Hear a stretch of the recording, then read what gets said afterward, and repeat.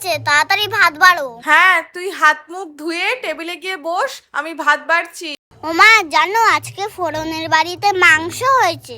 এই তো, আমিও দেখ তোর জন্য কত কিছু রান্না করেছি। এই মা, শুনেই তো আমার বেশি খিদে পাচ্ছে, তাড়াতাড়ি খেয়ে নি তাহলে। এই মা, এগুলো আবার কি?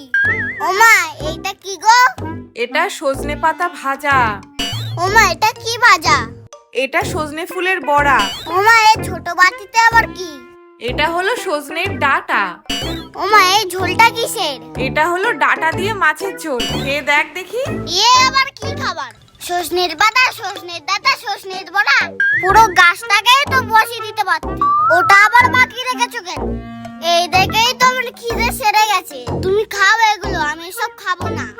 এই সময় এইগুলো খেতে হয় বাবা, এইগুলো খেলে আর অসুখ বিসুখ করবে না। তুই তাড়াতাড়ি খেয়ে নে দেখি। ও আমার সজনি গো, তোকে এখন আমার খেতে হবে।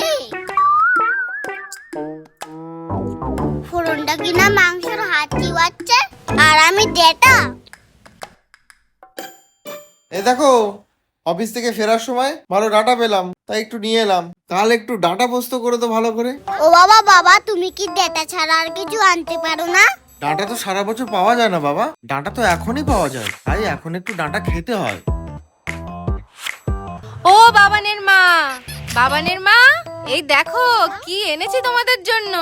কই, কি এনেছো দেখি? এই তো বাবান সোনা, তোমার জন্য আমাদের বাড়ির গাছের কচি সজনের ডাঁটা এনেছি।